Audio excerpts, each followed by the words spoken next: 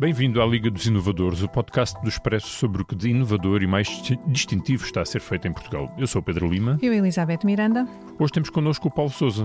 O Paulo é diretor executivo da Colep Packaging.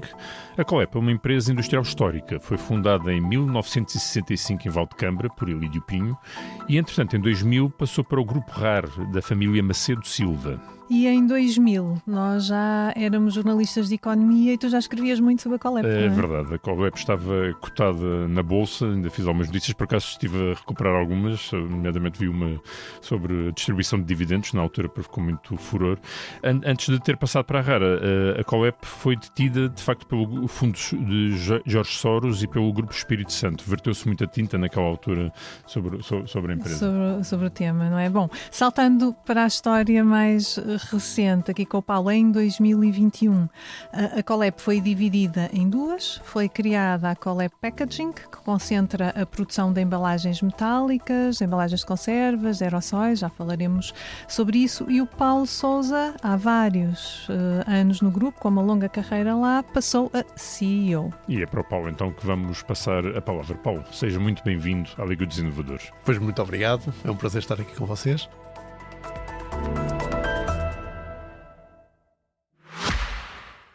Se gosta de ouvir podcasts, conheça a oferta que o Expresso tem para si.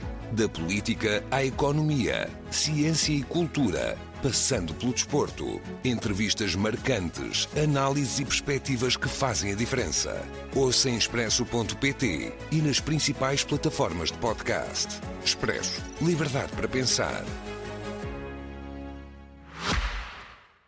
Que som foi este que nos trouxe e que abriu, portanto, aqui esta nossa conversa? O som é onde a inovação se processa na Colep e, portanto, é o chão de fábrica. E, portanto, é aí que a inovação, de facto, se processa com metal, com tintas, com energia e com os nossos colaboradores, porque sem eles a coisa não poderia acontecer. E, portanto, basicamente é uma prensa que está a maquinar metal. Para dar origem às embalagens que chegam todos os dias das mais variadas formas. É verdade. Ou seja, eu diria que todos os portugueses tocam numa embalagem da Colep Packaging, eu diria uma vez por dia. Seja uma embalagem de um aerossol, seja uma embalagem de umas butter cookies que às vezes estão lá em casa, até com utensílios de costura, muitas vezes. Sejam embalagens de tintas, sejam as mais diversas embalagens. E o que é que então a Colep tem de inovador face ao mercado? Como é que vocês se têm vindo a posicionar nesta vertente da inovação? Nós vemos a inovação como algo que é intrínseco à empresa, mas que não significa lançar um produto que vai fazer uma disrupção total no mercado. Portanto, nós vemos a inovação muito mais em algumas áreas, seja parte do produto com inovações incrementais e sempre no sentido de fazer a vida mais fácil para o consumidor ou a vida mais fácil para os nossos clientes. Portanto, produtos que já existem que vocês vão melhorando também. Exatamente. E depois também ao nível dos nossos processos. Portanto, quer seja na forma como produzimos, quer seja na forma também como os nossos colaboradores contribuem para a criação de valor. E, portanto, aliás, parte do nosso apanágio é making life easier e, portanto, é fazer a vida mais fácil, de facto, para toda a gente, inclusive os consumidores. E é aí que vem a inovação. Uma coisa que é importante para nós é não ter um departamento de inovação, porque achamos que no momento em que tivermos um departamento de inovação estamos a matar a inovação da empresa e, portanto querem que ela se espalhe por toda a empresa e que faça parte de todos os departamentos. Exatamente. Portanto, ela tem que nascer no chão de fábrica, tem que nascer com as nossas pessoas. Temos algumas pessoas que são mais curiosos, mais desafiadores e, portanto, usamos essas pessoas para criar ali aquele espírito e poder dinamizar a coisa. Portanto, eu tenho um Chief Innovation Officer que está há 30 anos na organização, e, portanto, é um histórico, mas que é muito desafiador das coisas todas que estão a ser feitas e, portanto, ele acaba por criar aqui um bocadinho da dinâmica dentro da organização. Então, dê-nos assim alguns exemplos de inovação, de evolução também de produto, porque nós, enquanto consumidores, apercebemos-nos no momento da transformação, mas depois incorporamos, não é? Portanto, quando eu pego numa lata de atum, numa lata de salsicha, num spray, o que é que elas evoluíram ao longo dos anos nas vossas mãos? Houve evoluções muito significativas. Uma das principais que o consumidor não nota, porque a embalagem entrega-lhes um produto de qualidade. Portanto, o consumidor não nota porque a qualidade continua a ser a mesma, mas houve uma redução significativamente da utilização de materiais nas embalagens. Estamos a falar, por exemplo, de um aerossol passou a ter cerca de 20 a 30% menos de material, uma lata de comida, de embalagens para comida, passou a ter cerca de 30% menos de material. Se estivermos a falar de latas de bebidas, que nós não fazemos, mas que são muito comuns agora no mercado, as latas de bebida sofreram nos últimos 20 anos quase 30% de redução do peso. E, portanto, a utilização de menos material é fundamental numa embalagem destas. Mais Reduz ecológico. Reduz o peso também. Reduz o peso, reduz tudo. Quando falamos de material, é sobretudo alumínio? Aço, no nosso caso. Aço. Portanto, nós temos grande parte do nosso negócio em aço, nas embalagens que fazemos. Adquirimos em 2022 uma participação e depois adquirimos na totalidade também nas embalagens de alumínio, onde fazemos aerossóis de alumínio, quer em Barcelona, quer no México. Mas também aí a diminuição é muito significativa. Ou seja, se nós pegarmos num spray desodorizante a lata de alumínio típica, ela pesaria 27 gramas, neste momento é capaz de pesar cerca de 18, 16 gramas. Portanto, isso significa que se tornam mais eficientes, que os materiais, portanto, mais finos, mais leves, acabam por ter as mesmas características que quando eram mais pesados. Sim. Sim, sim. Ou seja, Portanto, tecnologicamente há uma evolução tecnológica, quer da parte dos materiais, quer da parte do processo produtivo, que permite usar ligas com muito menos espessura, mas que conseguem garantir o mesmo nível de proteção, o mesmo nível de resistência e, portanto, entregar um produto em condições ao nosso consumidor, de forma a que ele o possa usar de uma forma segura, mas que também mantenha todo o estado de conservação, nomeadamente nos alimentos, mas também em produtos cosméticos e em produtos industriais, que mantenham o estado de conservação durante todo o processo. Além disso, houve alterações que aumentaram muito a qualidade do consumidor e muitas vezes também a qualidade do nosso cliente, porque nós vendemos para B2B, portanto vendemos para empresas que depois vão encher essas embalagens com produto, não é? E às vezes fazemos alterações nas embalagens para que a vida dessas empresas seja muito mais simples. E, portanto, quando nós lançamos em 1980 pouco, 85, 86, as embalagens cónicas, até ali as embalagens eram todas circulares e, portanto, empilhavam-se e eram transportadas empilháveis. Passamos a ter embalagens cónicas e, portanto, o custo de transporte reduziu significativamente, mas também o processo depois de enchimento se tornou todo mais simples para os nossos clientes. Ou quando agora, por exemplo, recentemente lançamos o Easy Open Pail, que é basicamente uma embalagem de 15, 20 litros para pintar as casas, normalmente. Se nós abríssemos uma embalagem dessas antes, nós tínhamos que abrir quase 22 olhaizinhos para abrir a lata toda e conseguir chegar à tinta. Neste momento não, portanto, tornou-se uma embalagem muito mais simples de utilizar, uma embalagem que se pode voltar a fechar e, além disso, tornou-se uma embalagem mais leve. Portanto, nós conseguimos reduzir cerca de 10% ao peso da embalagem e torná-la ainda mais útil para o consumidor. Portanto, antes era preciso meter, portanto, enfia-se uma chave de fendas, não é, na lata de tinta e tinha de se dar 22 voltas. Se pegarmos numa lata de tinta das grandes, portanto, 10 litros para cima, as latas de tinta normais, as de 1 litro, 2 litros, era só uma chave de fendas e a gente conseguia abrir. As outras não, as outras tinham de facto uns olhaizinhos e esses olhais eram todos vedados para garantir hermeticamente que aquilo estava selado. Neste momento, com a tecnologia que pusemos no mercado, e posso-vos dizer que anunciamos isto há 8 anos atrás e entrou no mercado há 2 anos atrás. Portanto, às vezes o tipo de adoção também demora o seu tempo, não é? É que de facto as marcas tenham confiança de que o produto vai ter a mesma performance, de que o consumidor vai entender como o poder usar e tudo mais. E, portanto, neste momento é muito mais fácil de abrir a lata, mas melhor que isso, é possível de selá-la a seguir e, portanto, ter tinta para depois pintar o muro mais tarde, se a gente quiser, não é? É interessante porque, de facto, ainda há muita gente hoje em dia que se queixa de que as latas e as embalagens às vezes são complexas de abrir, porque há muitas que têm muitas especificidades diferentes, não é? E veja-se a evolução que existiu, por exemplo, numa lata de conservas ou numa lata de pesco em calda. Não é? Uma lata de conservas antiga, nós tínhamos um abridor de latas em casa dos nossos avós, certo? Depois passamos a ter um ferrinho que encaixava numa patilha e, portanto, com aquilo a gente dobrava, enrolava a lata e depois tínhamos que desenrolar para ficar com o ferrinho outra vez, para poder abrir outra vez. As latas de atum, As latas de atum, não é? certo?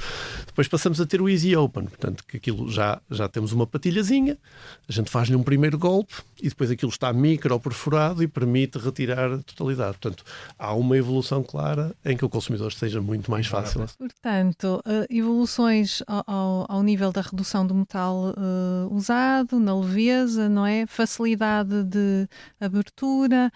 Houve também inovações significativas na contaminação ou na não contaminação de sabores, por exemplo, na preservação dos conteúdos, no caso dos alimentos, no caso de salsichas. Sim. Nesses fatores, a embalagem metálica sempre foi rainha. E, portanto, ela permite, de facto, que tenha um fecho hermético muito bom, que não permita a penetração de luz, não permite a penetração de ar e, portanto, tem características únicas. A grande evolução que houve foi ao nível dos vernizes interiores. Ou seja, quando nós aplicamos uma embalagem metálica, ela muitas vezes tem que ter determinados vernizes interiores para ter resistência ao ambiente que vai estar o produto lá dentro.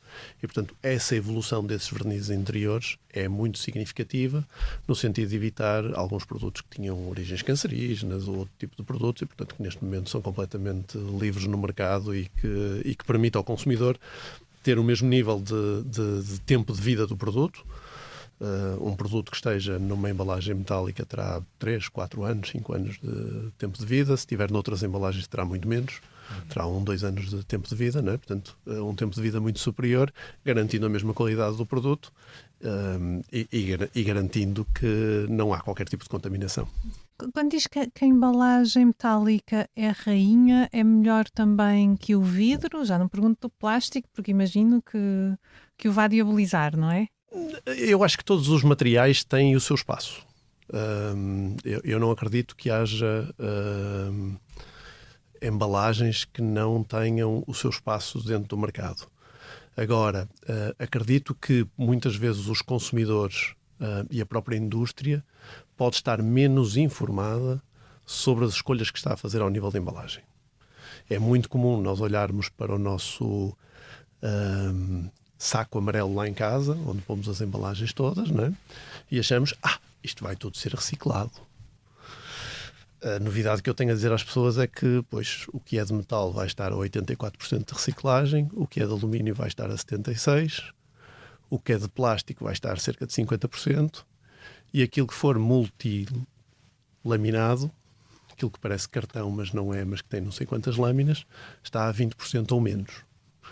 E, portanto, são embalagens todas muito diferentes, são embalagens que têm utilizações diferentes. Eu diria que seria muito difícil meter um detergente de roupa numa embalagem metálica, não faz muito sentido, certo? Mas noutro tipo de situações, sei lá, um tomate pelado ou um tomate triturado numa embalagem metálica faz mais sentido do que se calhar noutro tipo de embalagens. E não é água, há bocadinho vimos-lo aí com uma garrafinha de água metálica. Sim. O mercado das bebidas aumentou muito consideravelmente e está a crescer muito ao nível das embalagens metálicas.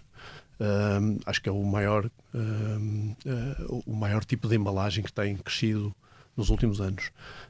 Muito à conta das cervejas, de todos aqueles das soft drinks, depois também da parte da energy drinks, mas também agora se está a espalhar para outro tipo de mercado. E, portanto, alguém agora me diria que estou a diabolizar o vinho, mas, por exemplo, já há vinho em lata, não é? E, portanto, já se consegue comprar um porto tónico em lata, ou um gin tónico em lata, ou já se consegue comprar água com gás em lata. Mas preserva as qualidades na mesma? Preserva ainda melhor, as qualidades estão todas lá dentro. Ainda melhor que o vidro? Ainda melhor que o vidro, no sentido que as qualidades estão todas lá dentro. Do ponto de vista de envelhecimento de um vinho, eu não recomendaria pôr um vinho que vai para 3 ou 4 anos numa lata para envelhecer. Mas para consumo porque ele não o vai sim. fazer. Ele não o vai fazer, ele não vai envelhecer. Não é? Eu ouvi aqui há tempos num podcast que havia vinhos que tinham que levar uma rolha porque tinha que arejar e tal, para ele ter outro tipo de características. Isso não acontece numa lata porque o ar não entra, de forma absolutamente nenhuma, não é?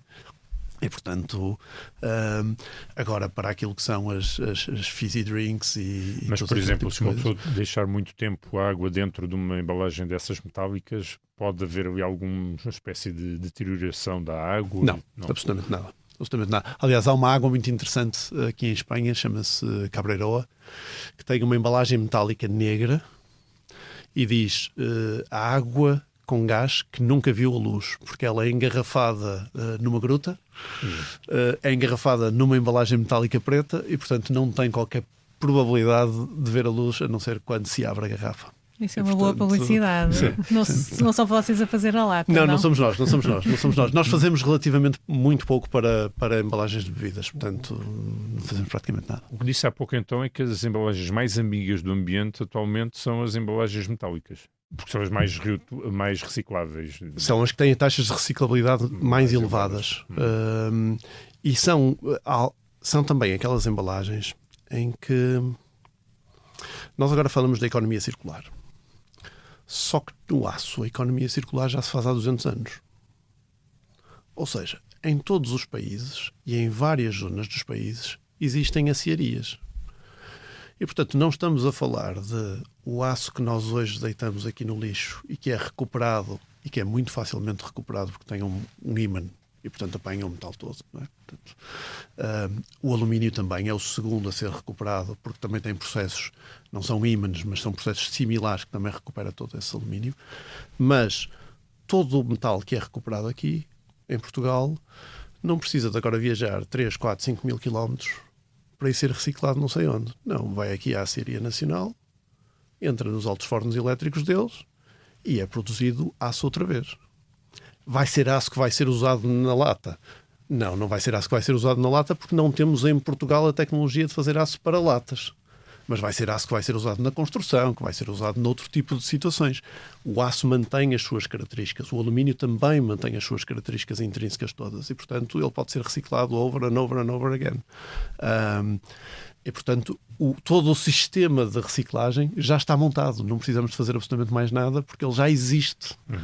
Porque sempre existiu, porque havia essa necessidade.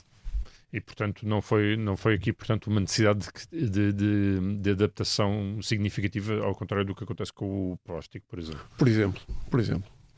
O plástico necessita de centros de reciclagem, alguns tipos de embalagens, as embalagens multilayer, praticamente não existem centros de reciclagem, elas são todas queimadas. Há muita gente que ambicionava também que estas embalagens passassem a ser reutilizáveis.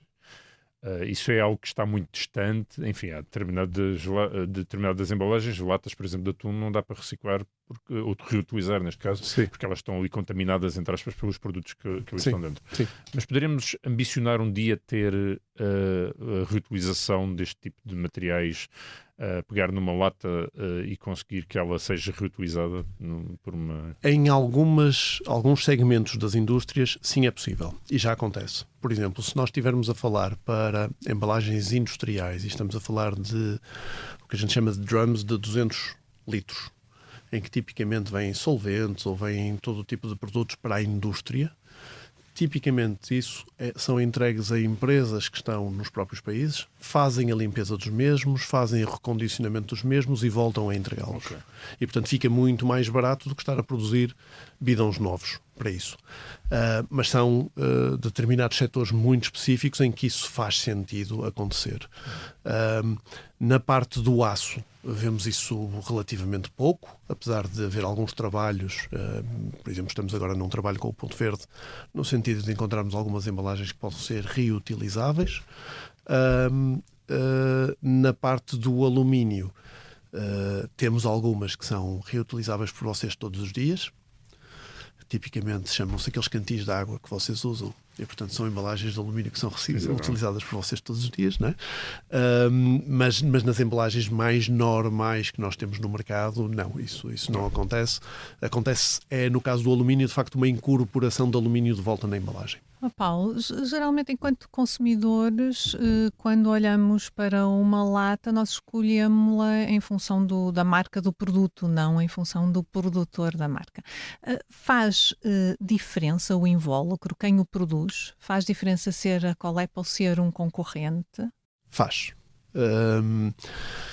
faz por critérios de qualidade. Ou seja, por um lado, nós temos a integração total do processo, portanto, nós compramos o aço e transformámo-lo na sua plenitude.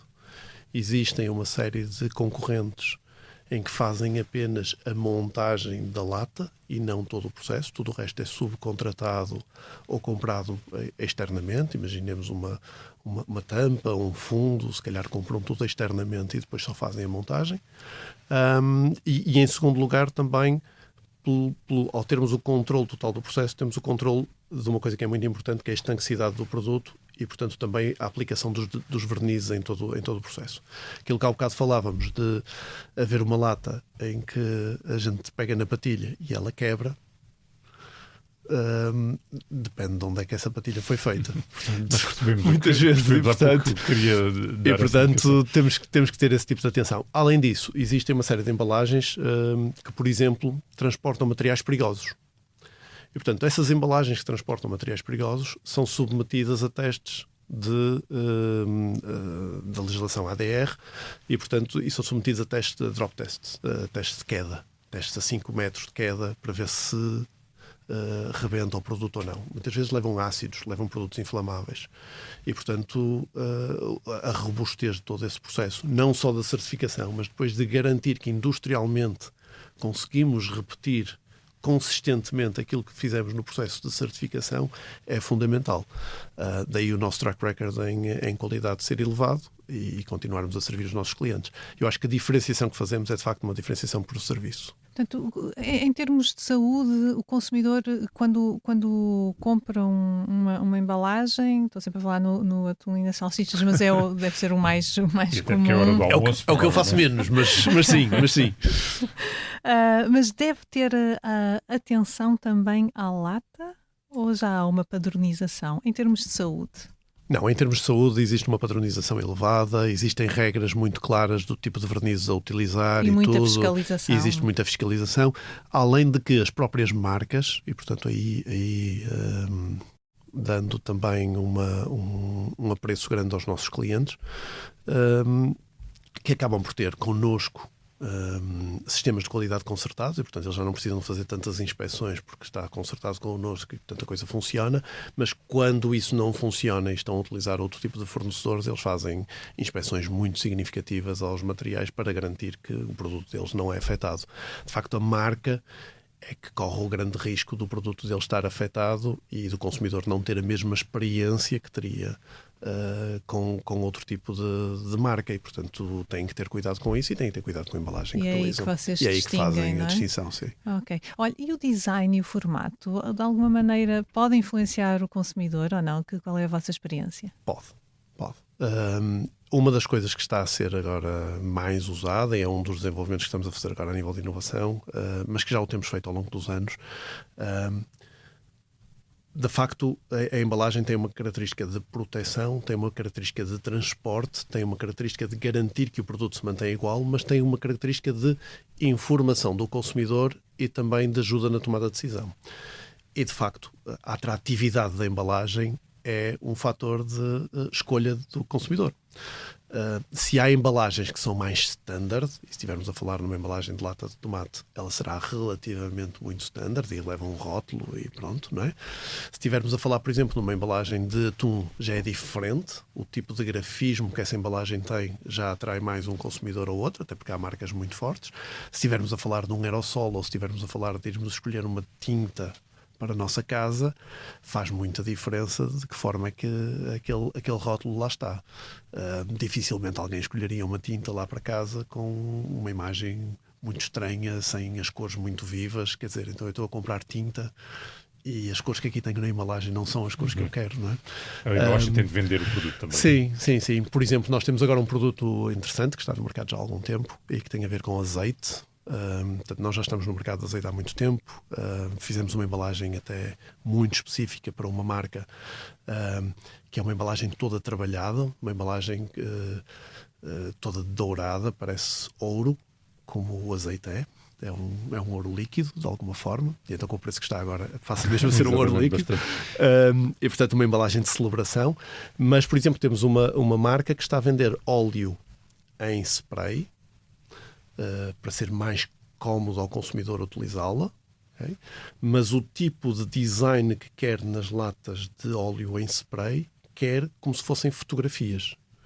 E, portanto, isso só é possível com tecnologias completamente revolucionárias do ponto de vista de impressão, neste momento com tecnologias digitais, em vez de irmos para as tecnologias mais massivas de offset, e, portanto, conseguimos fazer esse tipo de trabalhos na embalagem que marcam toda a diferença na prateleira quando o consumidor tem que escolher. Mas a importância da imagem não tem vindo a diminuir um pouco à medida que vamos massificando, se calhar também o consumo. Muitas pessoas compram produtos pela internet. Por exemplo, faz parte da história da Colep o lançamento de telemóveis, que teremos a oportunidade de falar. Hoje um telemóvel está dentro de uma embalagem relativamente normal, mas antigamente, por exemplo, vendia muito, não é? Porque a ideia parecia de facto um objeto... Em alguns produtos, a embalagem tem uma questão muito mais sensorial e muito mais da experiência depois da utilização do produto. Se nós ouvirmos o estalar de uma lata de Coca-Cola ou de outra bebida qualquer, não é? O estalar de uma lata, aquele é um barulho específico e que traz algumas emoções a nós, portanto, os ruídos, os cheiros, tudo isso traz a expressão a nós. E o que acontece neste momento é isso, é as próprias embalagens, algumas delas começarem a ter perfume, algumas começarem a ter rugosidades, que são texturas que permitem ao consumidor entender que está a ter uma experiência diferente. Tudo aquilo que está na prateleira, tudo aquilo que está no retalho, eu acho que a imagem continua a desempenhar um papel muito importante. Naquilo que já não vamos via retalho ou que são produtos de mais high-end e, portanto, produtos bastante mais caros, depois a embalagem já passa pela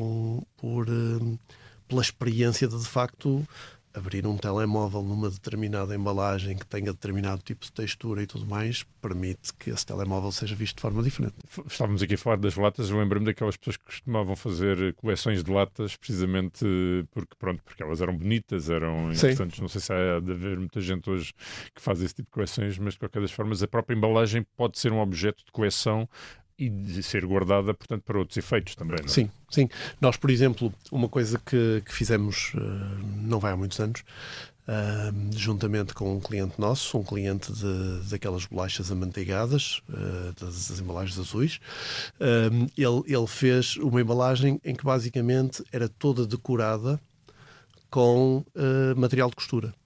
E, portanto, ele vendia a embalagem com as bolachas lá dentro, mas a utilização típica depois daquela embalagem era para guardar todos os kits de costura das pessoas. E, portanto, porque era muito normal. Era muito normal isso acontecer. E, portanto, sim, há uma utilização das embalagens, algumas que têm recordações muito históricas, algumas são usadas como porta-lápis, outras são usadas como as mais diversas coisas, mas são utilizadas. E também é reutilizada para outros fins. E acha que essa tradição vai perdurar no futuro, ou daqui a 10 anos as latas vão ser uma coisa completamente diferente, as embalagens? O que é que antecipa? Eu acho que as embalagens e o mercado de embalagens em geral, nomeadamente na Europa, está a ter um desafio bastante elevado. Ou seja, a legislação europeia está a tentar ir uns bons furos acima daquilo que é o standard internacional a nível de embalagens. Em alguns casos bem, noutros casos às vezes nem tão consistente. E isso pode levar a que as embalagens de facto se alterem. De qualquer das formas, nas embalagens metálicas, eu acho que a base de porque existe uma embalagem metálica vai se manter. É de facto um material de proteção, de conservação e de garantia de que o produto que está lá dentro é aquele produto até o momento em que a pessoa vai usar. E, portanto, isso vai se manter. Acredito que, de facto, a redução de espessuras e todo esse tipo de evolução vai continuar a acontecer. E a facilidade de utilização. O que nós vemos agora muito mais é sempre na facilidade de utilização. E isso passa por quê? Só abrir só com o toque? Pode ser. Não é? Pode ser abrir com o toque, pode ser que tenha informação que permita uma melhor utilização do material depois, pode ser que a própria embalagem permita, imaginemos, Imaginemos que uma tampa de uma embalagem de tintas permite depois ser o sítio onde se espalha a tinta e onde se passa o rolo para pintar as paredes. Portanto, ela passa a ter uma multifuncionalidade. Portanto, esse tipo de soluções acabam por acontecer. Eu lembro-me que aqui há tempos houve um estúdio que desenvolveu uma embalagem de leite materno. Grande parte das embalagens de leite materno são de metal. Acho que existem, que estão aí à venda. E conseguiu desenvolver em que na própria tampa existia uma colher metálica que permitia depois tirar o scoop do leite materno e pôr, e portanto a embalagem passa a ter mais funcionalidades do que apenas transportar o produto daqui para ali e garantir a sua estanquicidade. Passa a ter também uma característica funcional na utilização do produto. Qual foi assim, o projeto mais desafiante que vos apresentaram? Algum cliente assim, para uma embalagem completamente fora da caixa? Ou assim, alguma coisa que vos tenha custado especialmente fazer? Eu acho que tenho dois projetos. Um que eu já referi há pouco, que foi aquele da lata de azeite, que era uma lata de celebração. Portanto, eles de facto queriam uma coisa muito especial para a sua celebração, e foi uma lata que precisou de ser trabalhada em várias dimensões, porque ela tem toda uma textura, toda uma forma a própria cor, e portanto os vincos que são feitos podiam partir a cor, e tudo isso deu-nos aqui algum trabalho. E uma outra que infelizmente não foi comercializada, mas que era uma ideia que desenvolvemos, que era umas cápsulas de café em aço. Portanto, as cápsulas de café tipicamente são em alumínio. Não há problema se a cápsula for inteira, mas uma vez que ela é amassada, nos processos de reciclagem, ela pode ser perdida. Uma grande parte das cápsulas são perdidas. E, portanto, estamos a falar de 50 mil milhões de cápsulas na Europa, e uma grande parte delas são perdidas no processo de reciclagem. Portanto, ou as mandamos de volta... Não temos nada dessa ideia enquanto consumidores. Ou as mandamos de volta ao dono das cápsulas, não é? Que acontece isso, em alguma marca ou outra consegue fazer isso, ou então no processo a malha é demasiado fina, não é suficientemente fina, e portanto perde-se algumas dessas cápsulas. E portanto nós conseguimos, juntamente com o INEGI, desenvolver o projeto de uma cápsula metálica em aço, e que portanto neste processo o IBAN garantia a coleção total dessas cápsulas. E porquê é que ficou pelo caminho? Mais caro? Ficou pelo caminho, por um lado, é um pouco... A nível de preço seria similar a uma de alumínio, mas de facto o consumidor não tem essa percepção. Não tem a percepção de que o metal é melhor do ponto de vista de reciclagem e do ponto de vista de ambiental daquilo que pode fazer. E portanto as embalagens começaram a evoluir para soluções plásticas, com peças depois de alumínio metidas lá dentro, com películas de alumínio, ou então algumas para cartão, mas depois cartão laminado com alguma coisa, e que portanto parece que é altamente reciclável, mas depois aquilo não é quase nada reciclável.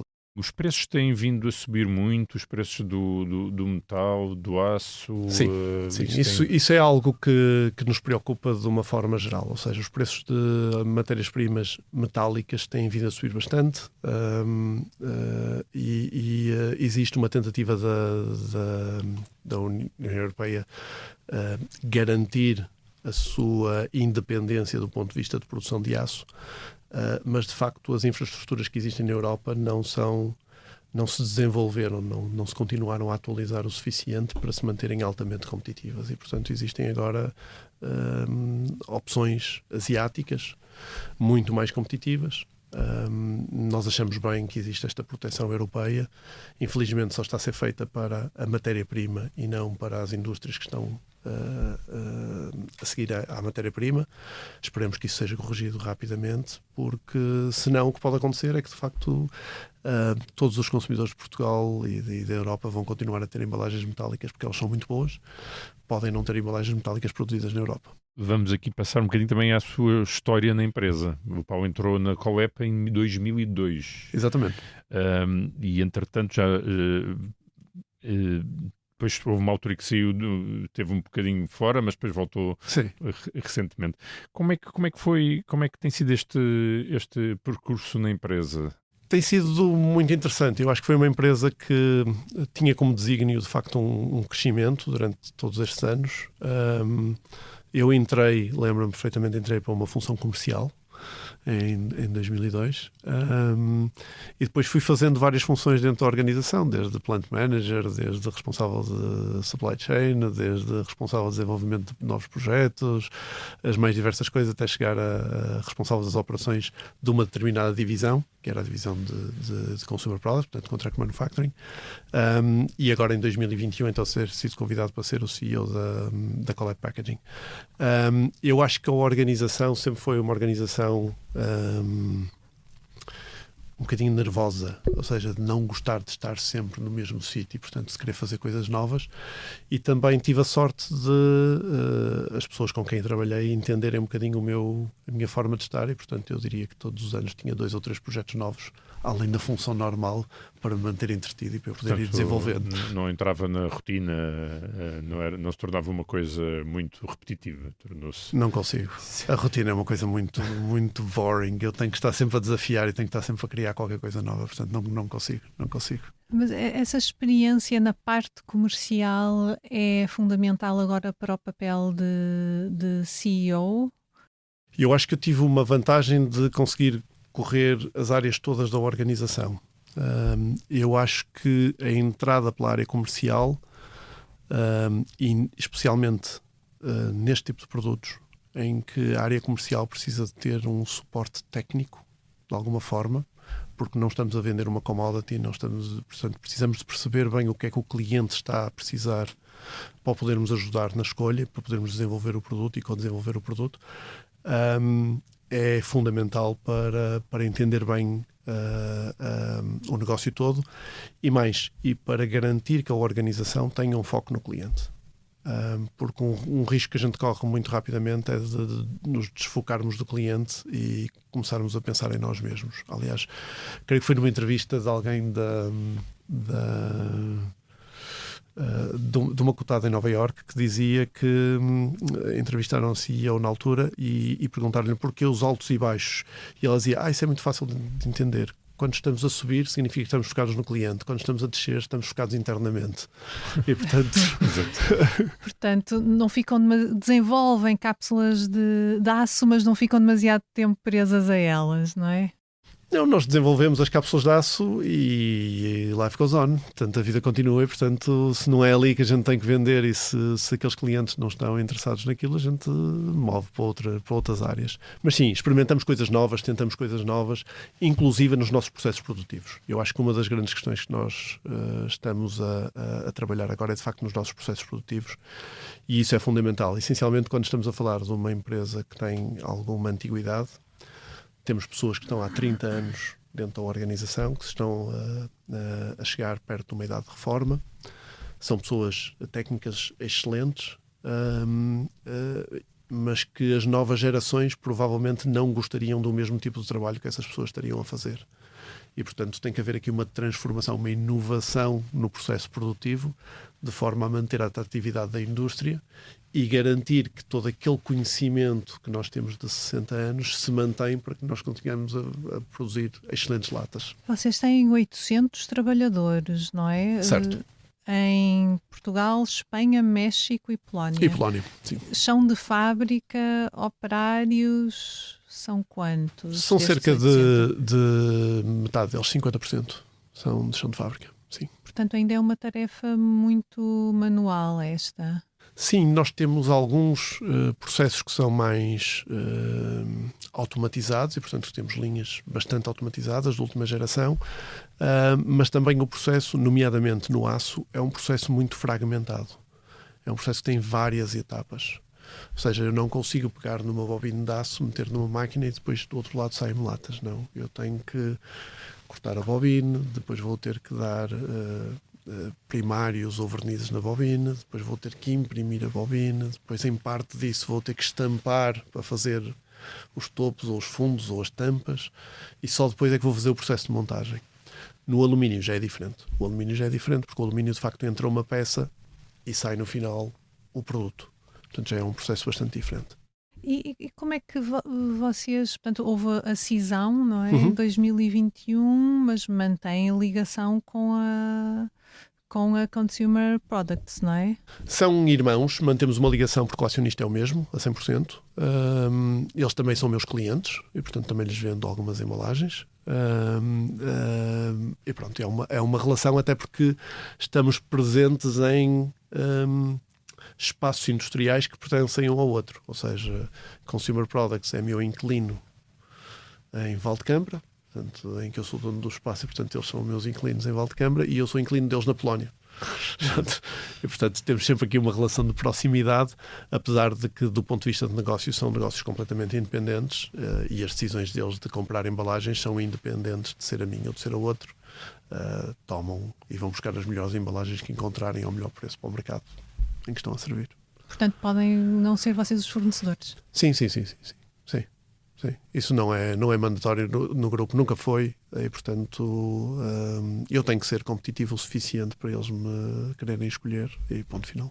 Então, e o seu maior desafio enquanto CEO agora é qual?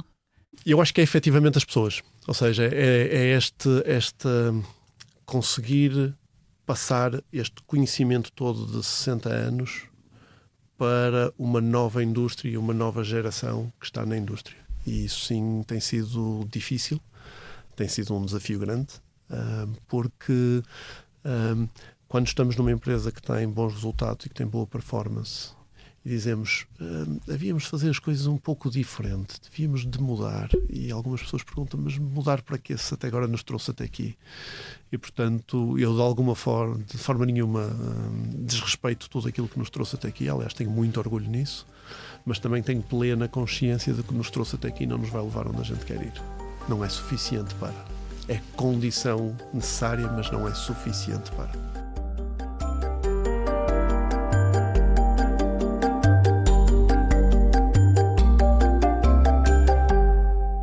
Paulo, vamos agora aqui a 3 perguntas que colocamos sempre aos nossos convidados. A primeira é: de que inovação gostaria de estar a falar daqui a 5 anos?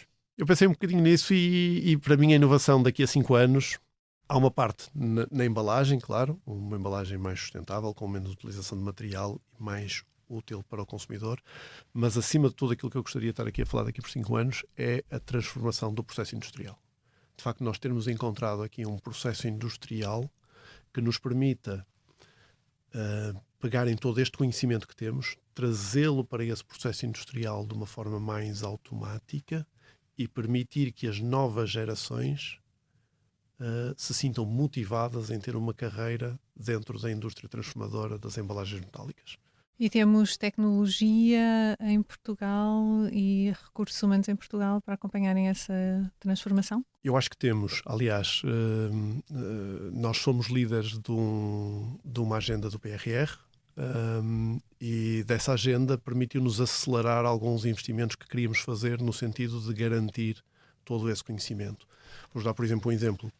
Não há no mercado nenhum dispositivo que meça, do ponto de vista de cotas em medidas específicas, da produção do que é uma cúpula ou um fundo do aerossol, um topo ou um fundo de um aerossol.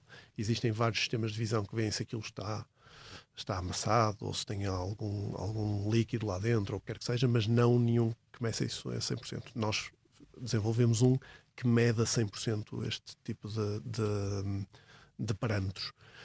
E isto vai nos levar a que o conhecimento de anos de técnicos que sabiam afinar aquelas máquinas para garantir estes parâmetros e que tinham as cartas de controle, e quando aquilo estava a desafinar eles iam lá e mexiam para afinar, nós agora passamos a ter um equipamento que dá essas medições a 100% e que permite depois ao operador, provavelmente um operador mais skilled do que aquele que nós temos neste momento, a entender o que é que tem que fazer no equipamento para corrigir isso. E portanto são coisas que estão a ser desenvolvidas em Portugal, em Estamos a falar com empresas de, portuguesas. simplificadamente, máquinas que detectam, robôs que detectam, por exemplo, erros no frasco de spray. É isso? Fazem isso muito mais rapidamente, muito mais rapidamente, autonomamente. e que permitem depois ligar essa informação com o processo de fabrico que estamos a fazer e, portanto, permitir ao operador rapidamente ajustar o processo de fabrico dentro de determinados tipos de parâmetros. Então, e qual é o concorrente que mais inveja ou admira? Eu não invejo ninguém. Eu acho que neste mercado existem, de facto, empresas que são bastante empreendedoras. Existe No mercado existe uma combinação de empresas familiares e de empresas multinacionais muito grandes. Eu, como presidente da Metal Packaging Europe, sento-me à mesa com empresas que faturam 200 milhões e empresas que faturam 4 bi. E, portanto, é muito diferente. É muito diferente.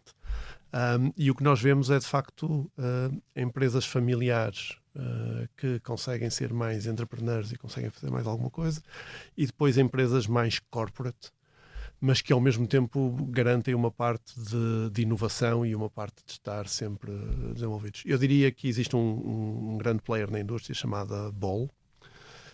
Muitas das latas de bebidas que vocês consomem são produzidas por eles, mas também estão na parte de aerossóis de alumínio e que são uma referência no mercado do ponto de vista de processos de fabrico e do ponto de vista de inovação. Eles chegaram a ter uma área de aeroespacial em que faziam, de facto, produtos para ser usados nas naves aeroespaciais, venderam essa parte para se focar só nas embalagens. E as pessoas com quem eu tenho tido contacto, nomeadamente nas associações europeias, são pessoas com cariz ético e com cariz humano, sem perder o sentido de negócio. E isso, para mim, diz-me que a empresa pode ser uma empresa interessante. Não os inveja, admirou-os. Sim, Nesse aspecto.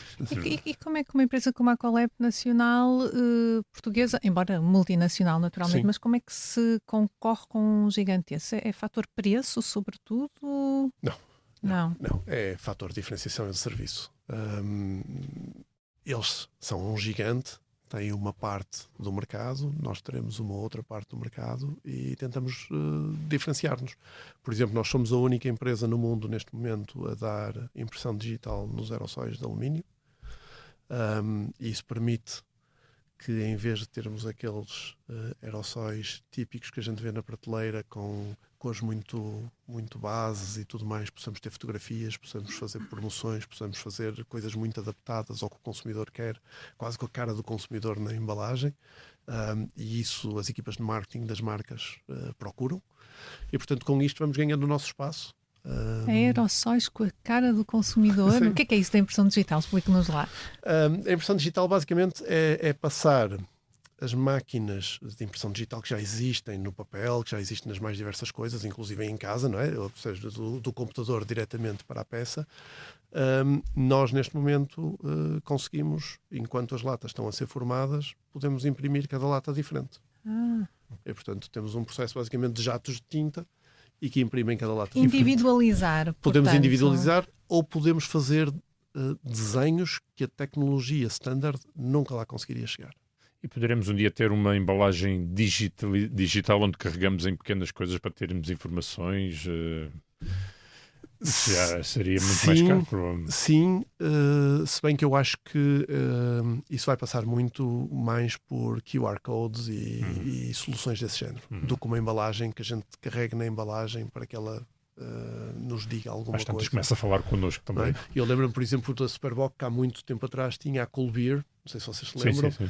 mas que depois tinha um símbolozinho, e portanto quando o símbolozinho aparecia lá, o símbolo de gelo, era porque ela estava boa para beber. Exato. Isso nesse momento é possível de fazer. Okay? E, portanto, há embalagens metálicas que neste momento já têm esse tipo de coisas, sensores de calor ou sensores de umidade e tudo mais, para se poderem dar nota ao consumidor de que a embalagem está em condições e, portanto, o produto está em condições ou não. Ou, por exemplo, nós temos um cliente nosso que para determinados mercados tem muita contrafação do produto deles, é uma marca muito conhecida, tem muita contrafação e, portanto, pediu-nos que todas as latas dele têm uma impressão que só com lâmpadas UV é que se vê a marca e se sabe que aquilo que é deles ou que aquilo não é deles. E por fim, qual é o gestor que mais admira?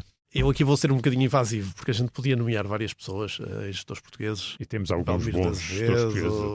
que infelizmente já faleceu. Carlos Moreira Silva. Existem vários gestores que eu acho que são exemplo para mim também como gestor.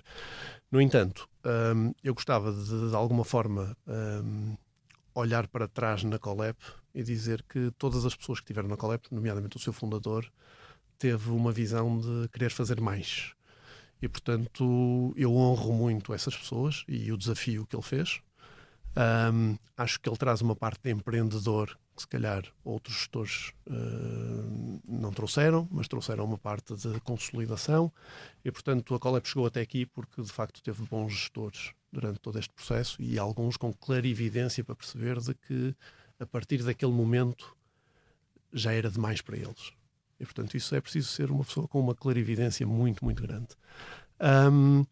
Do ponto de vista da gestão, e não porque tenha sido um gestor extraordinário, mas eu trago algumas coisas de raiz. Acompanhei o meu pai nas empresas que ele tinha durante algum tempo. Cheguei a criar uma empresa com ele quando era mais novo. E, portanto, tenho alguns princípios que me norteiam. E, portanto, um princípio é ética, porque eu acho que a ética paga, e paga a longo prazo, mas paga. O outro princípio é o foco no cliente e, portanto, de facto, a minha veia mais comercial e focado no cliente permite-me gerir melhor. E, por outro lado, a vida do trabalho são 95% transpiração e 5% de inspiração. Nós temos que criar o nosso white space para ter inspiração, mas, de facto, é preciso trabalhar para as coisas acontecerem. Muito bem, Paulo. Muito obrigado por ter vindo aqui à Liga dos Inovadores.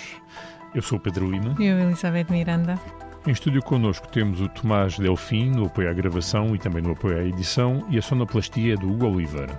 Contamos ainda com o apoio do ex-ministro da Economia, António Costa Silva, dos professores Isabel Rocha e Ricardo Paes Mamed, são os nossos curadores. A fotografia é de José Fernandes e a capa de Tiago Pereira Santos. A coordenação de Joana Beleza e Miguel Prado, a direção de João Vieira Pereira. Siga e subscreva a Liga dos Inovadores na sua plataforma preferida ou em expresso.pt.